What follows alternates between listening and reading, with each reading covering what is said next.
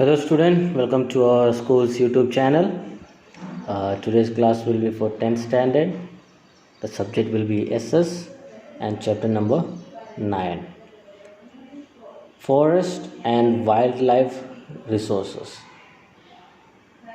The existence, progress and development of man is dependent on resources. We have been fulfilling our needs by getting them from nature since early times, wherein the forest are considered to be very important resources. A general meaning of forest is accumulation of trees, curbs or heaps of grasses. In natural vegetation, only that vegetation is included which can be raised naturally without the help of man. This is called virgin vegetation. Now such vegetation in India is available only in Himalayas, Sundarban and remote areas of Thar desert. तो हम जानते हैं कि हम क्या करते हैं, इंसान अपने डेवलपमेंट के लिए रिसोर्सेस के ऊपर डिपेंडेंट है. अपने existence, progress and development, for three of these things we are dependent on our resources. We are fulfilling all of our needs from our nature from ancient times. हम पुराने ज़माने से क्या करते हैं, हम नेचर के ऊपर डिपेंड, हमारी हर ज़रूरत को पूरा करने के लिए हम नेचर के ऊपर डिपेंडेंट है. और सबसे one of the most important resource that we have is our forest.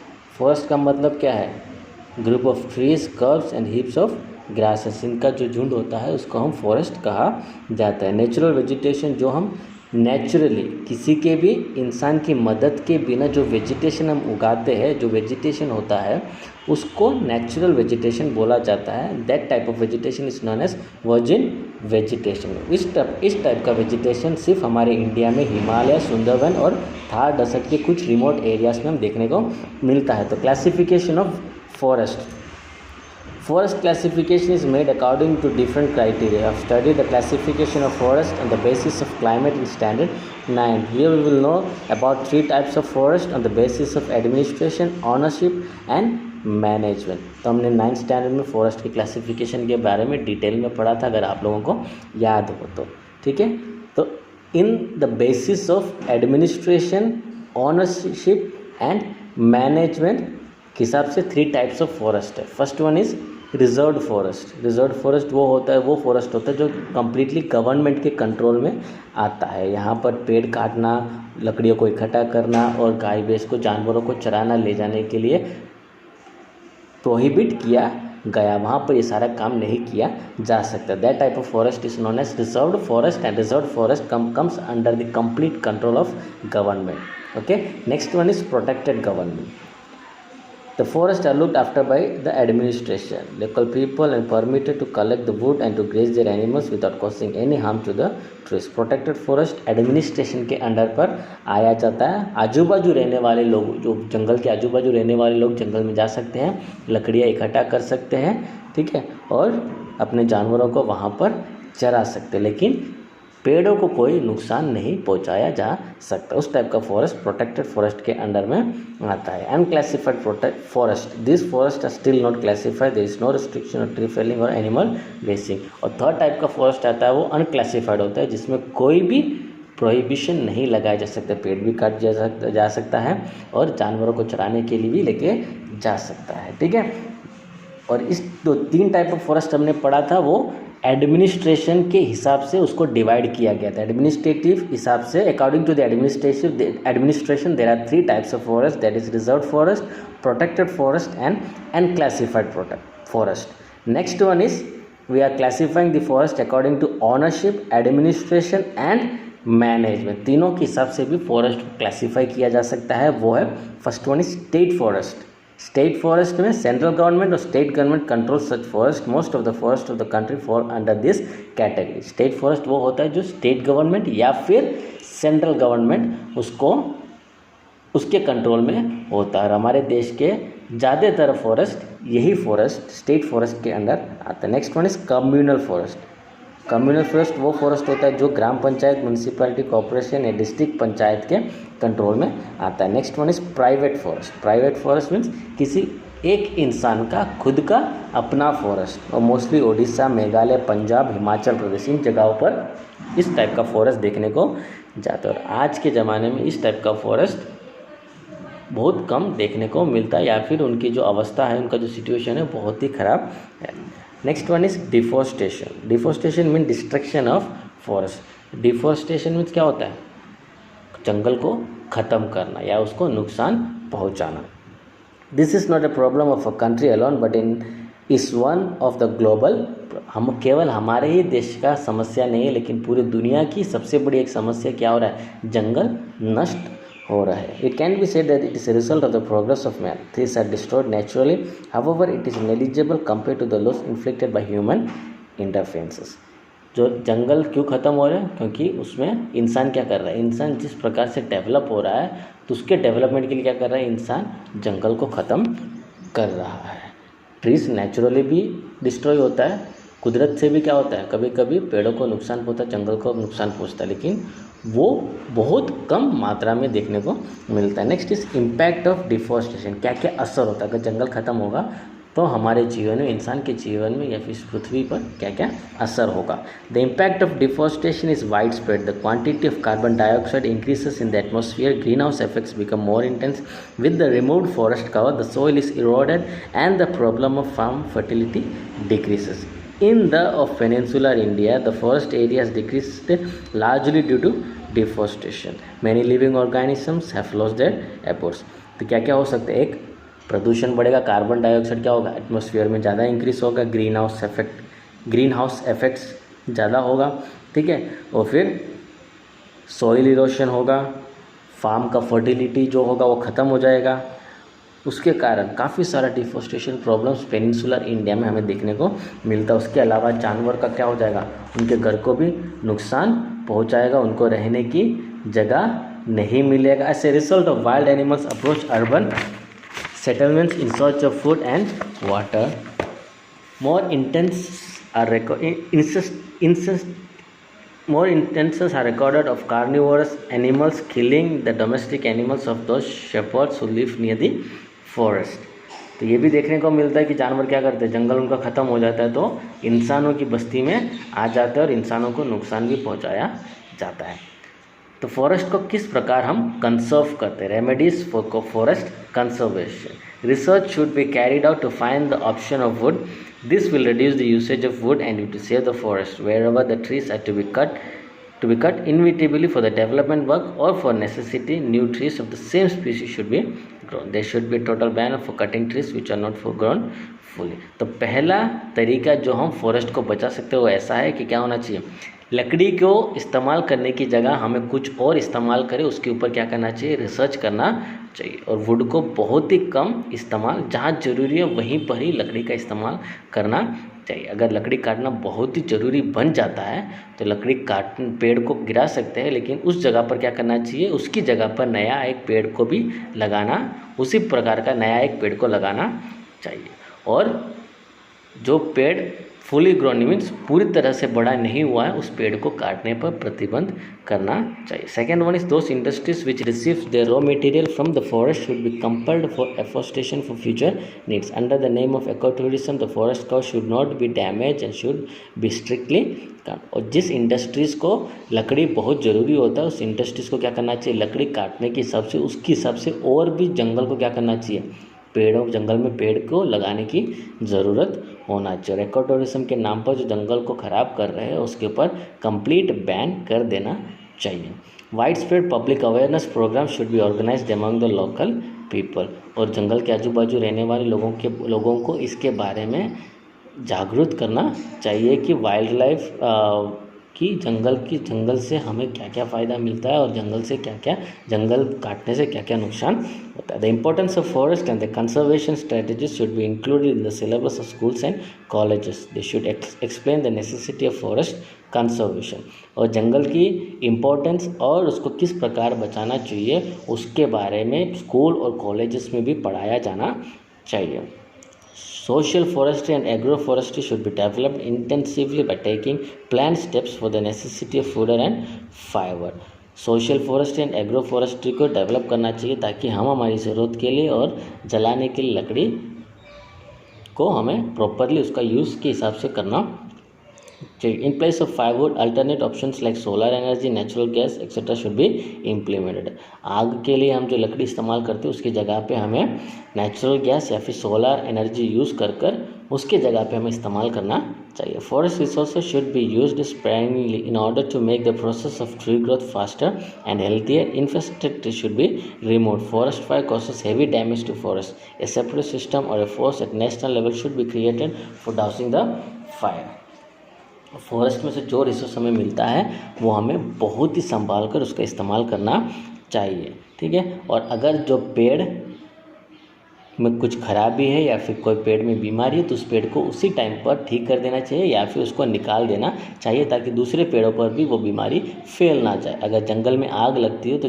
उस आग को बुझाने के लिए बहुत जल्दी कोशिश करनी चाहिए। Due to the increased means of transportation and easy travel, thousands of pilgrims reach the religious places in forested area to attend the Bandra fest of परिक्रमा।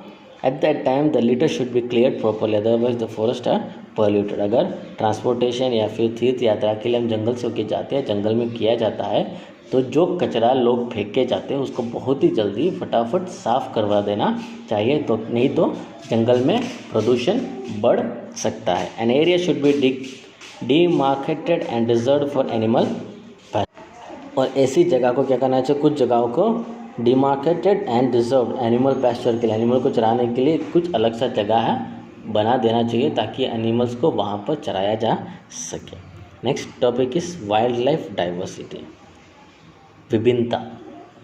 वाइल्ड लाइफ की विभिन्नता के बारे में हम पढ़ने जा रहे हैं। This large diversity in the climate and physiography of India. Due to this geographical diversity a large variation is seen among the insects, birds, animals and vegetation. There are about 15 lakh species of animals, birds in the world. और हिंदुस्तान का, India का climate हर जगह पर अलग अलग होने के कारण और ज़मीन मिट्टी भी अलग अलग होने के कारण, एरिया अलग अलग होने के कारण बहुत सारा वाइल्ड लाइफ में डाइवर्सिटी हमें इंडिया में देखने को मिलता है। अलग प्रकार के कीड़े, बर्ड्स, एनिमल्स, वेजिटेशन सब कुछ हमें अलग अलग प्रकार का देखने को मिलता है। पूरे दुनिया में अराउंड 15 लाख प्रकार जाति के एनिमल्स एंड बर्ड्स दुनिया में मौजूद है। उसमें से 81,251 स्पीसीज़ केवल इंडिया में ही देखने को मिलता है। और इंडिया बायोडाइवर्सिटी में हम 12वें स्थान पर।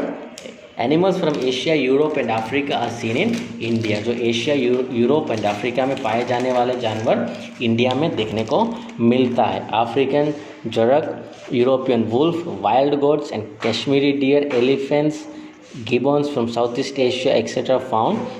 इन प्रकार के अलग अलग जानवर जो अलग अलग देशों में देखने को मिलता है, यूरोप, अफ्रीका में, वो इंडिया में भी देखने को मिलता है। The biodiversity of India includes black bear, one horn rhino deer, different types of snakes, peacock, hawk, kingfisher, flamingo etcetera.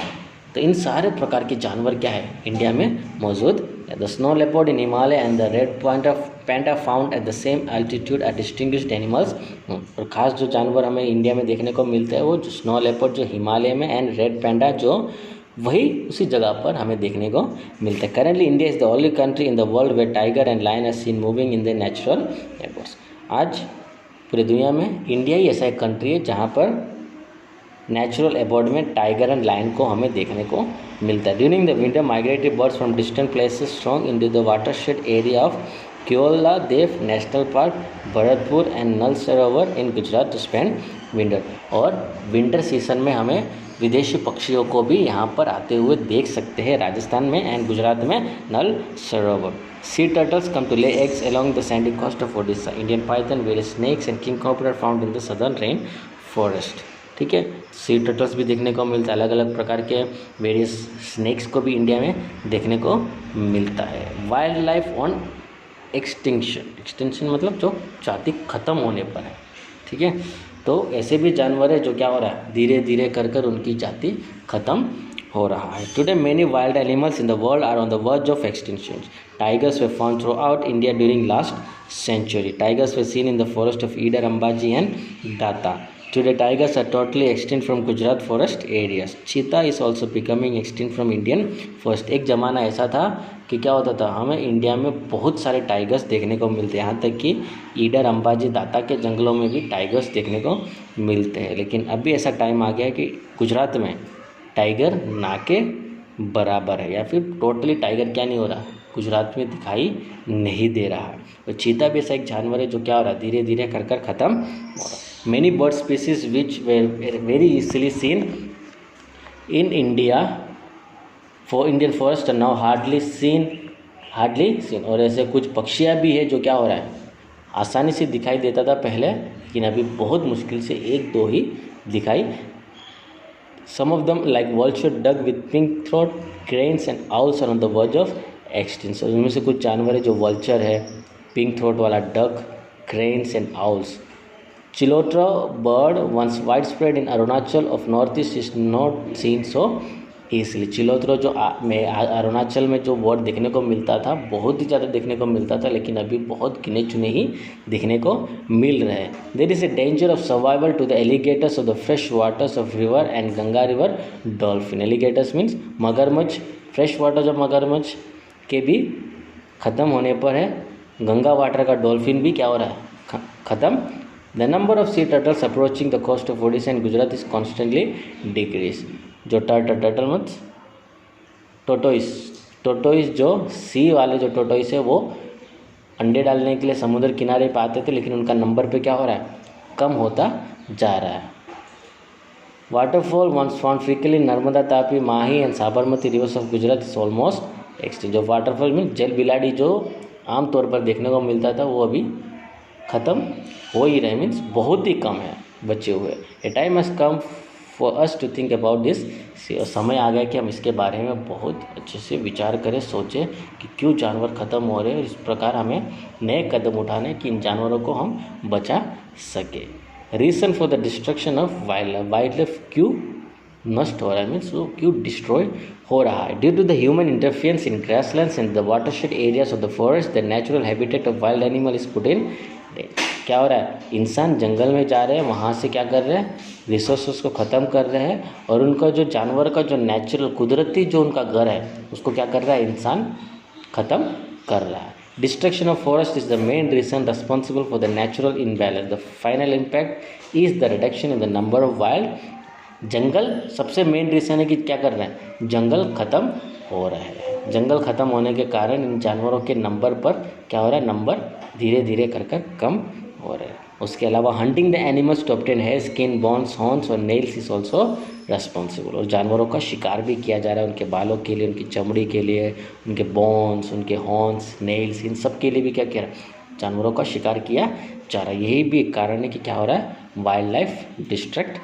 Over exploitation of forest made by man for his greedy motives such as roads, multipurpose projects, mining minerals, expansion of new settlements or cities etc. displace the wild animals। दूसरा कारण क्या है, इंसान अपने लालच को पूरा करने के लिए क्या कर रहा है, जंगलों को ख़त्म कर रहा है। जैसे रोड बनाना, मल्टीपर्पज़ प्रोजेक्ट, मिनरल्स के लिए खोदते हैं ज़मीन को, ठीक है। और सिटीज़ क्या कर रहा है, दिन प्रतिदिन हम अगर खेडरमा के बारे में देखते तो खेडरमा कुछ सालों के पहले क्या था, छोटा सा एक गाँव जैसा, धीरे धीरे कर क्या कर रहा है, लोग पेड़ों को काट कर खेडरमा को आगे आगे नए नए बिल्डिंग्स आ रहे हैं, नए नए घर आ रहे हैं, नई नई दुकानें आ रही है, नए रोड्स बन रहे हैं। तो सब क्या हो रहा है, जंगल को काट कर ये सब बनाया जा रहा है। तो सिटीज़ जैसा डेवलप होता जाता है उतना क्या होता है, फॉरेस्ट भी कम होता जाता है, और फॉरेस्ट कम होने के कारण जंगली जानवरों का नंबर भी कम हो रहा है। Forest lands are being encroached for grass, fuel और for grazing. The forest fire engulfs many species. When the forest fire occurs at the time of rearing the young ones of the birds or hatching the eggs, it creates a negative impact on the number of wild animals. उसके अलावा क्या किया जा रहा है, घास के लिए फ्यूल मीन्स आग जलाने के लिए लकड़ी काटते हैं। तो इस सब कारण से क्या हो रहा है, जंगल ख़त्म हो रहा है। ओके, एंड फिर उसके अलावा फॉरेस्ट में, जंगल में आग लगती है, और आग के कारण क्या हो रहा है, काफ़ी बहुत कुछ जानवर उसमें जल जाते हैं, या फिर जो बर्ड जो पक्षी अंडे डालने के टाइम पे आग लगती है, छोटा बच्चा पैदा होने के टाइम पे आग लगती है। उसके कारण क्या होता है, बहुत ज़्यादा नुकसान जंगल में होता है। Due to the loss of the natural habitats many animals without any abode come into conflict with man and sometimes even loses their lives। और उनके कुदरती घर ख़त्म होने के कारण वो क्या करते हैं, इंसानों की बस्ती में आ जाते हैं, और इंसानों की बस्ती में आने के कारण इंसान क्या करते हैं, कभी कभी जानवरों को मार भी देते हैं। हंटिंग टू प्रोक्योर बायोमेडिसिन और things which make perfumes also bring the species on the verge of. और कुछ लोग क्या करते हैं, में दवाई बनाने के लिए, परफ्यूम्स बनाने के लिए भी क्या किया जाता है, जानवरों का शिकार किया जाता है। तो इन सब कारणों से क्या होता है, जानवर की संख्या में गिरावट आ जाती है। Okay, next one is measures to preservation of wild animals. तो इन वाइल्ड एनिमल्स को किस प्रकार बचाया जा सकता है? First one, it is necessary to change our attitude and perception towards the forest. We consider it as a source of unlimited income, which is a mistake. It must be preserved. Only then the natural habitat for wildlife can be saved. हमें क्या करना चाहिए? हमारा attitude बदलना चाहिए। हम सोचते हैं कि नेचुरल रिसोर्स है, हम हमारे कमाई के लिए क्या करते हैं, उसको हम किसी भी तरीके से इस्तेमाल करते हैं। वो जो एटीट्यूड है वो हमें चेंज करना चाहिए। ये जो रिसोर्स हमें दिया गया है वो हमारे आमदनी के लिए दिया नहीं गया है, वो जानवरों के लिए दिया गया, जंगल जानवरों का है, तो उसमें वही लोगों को रहना चाहिए। Maintain the balance of number between herbivorous and carnivorous in the forest. For this steps like maintaining the water source in the forest and restriction on grazing of domestic animal should be taken. Carnivorous and herbivorous animal दोनों की संख्या में control, एक balance होना चाहिए, और जंगल में जो पानी की जो व्यवस्था है उसमें भी कमी नहीं होनी चाहिए, और डोमेस्टिक एनिमल्स को जितना हो सके उतना जंगल पर लेके जाना नहीं चाहिए। There should be strict laws to ban hunting. Those laws should be implemented very harshly. Heavy punishment should be inflicted for illegal mining in forest areas and fine should be imposed. और hunting के ऊपर complete ban कर देना चाहिए। अगर जो इस कानून को तोड़ दिया जाता है उनके ऊपर सख्त कार्यवाही किया जाना चाहिए, और जंगल में जो खोद काम किया जाता है उसके ऊपर भी बैन कर देना। It is necessary to make such arrangements which would not disturb the animals during the procreative period. और जब जानवर दूसरे जानवर को जो पैदा करने वाला जो टाइम होता है प्रोक्रिएटिव टाइम, उस टाइम पर जानवरों को डिस्टर्ब नहीं करवाना चाहिए। Study should be made about the likely effects of fisheries, forest gatherings और tourism in the forest and steps should be taken accordingly. ठीक है, जंगल में जो जाते हैं, जंगल में घूमने जाते हैं टूरिज्म पर्पज़ के लिए, अगर इससे कोई नेगेटिव इम्पैक्ट होता है तो उसके ऊपर भी कार्यवाही किया जाना चाहिए। Programme should be arrange to bring widespread awareness in the society. समाज में जंगल के बारे में अच्छी तरीके से जानकारी लोगों के पास पहुँचाया जाना चाहिए। In the wild life protection force is inactive, then pressure should be brought on them that this work should be given priority. Wild life protection के लिए जो संस्था काम कर रही है, अगर वो लोग काम नहीं कर रहे हैं तो उनके ऊपर प्रेशर डालना चाहिए ताकि वो अपना काम क्या कर सके, अच्छे से निभा सके। तो in today's class we have studied about classification of forest. Okay, the chapter name was forest and wild life resources.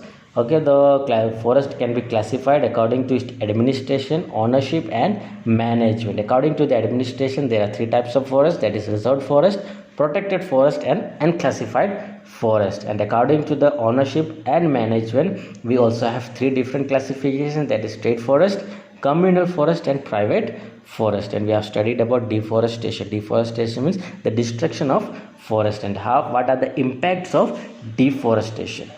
And we have also studied how we can stop, how we can conserve our forest, what are the steps by which we can conserve our forest. And we have also studied about wildlife diversity means विभिन्नता, wild life की विभिन्नता के बारे में हमने पढ़ाई की। Next we have studied about the animals which are on the verge of extinction, जो खत्म होने पर है।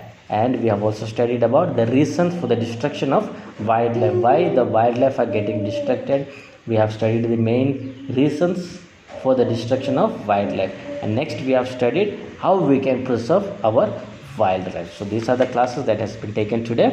So make sure you are going through the video completely and understand it, and if you have any doubt, you are free to contact, and the link will be free to contact in our WhatsApp group. So make sure you are noting it down. If you have textbook, note down the important points and write it down in your notebook. Thank you for attending today's class. Have a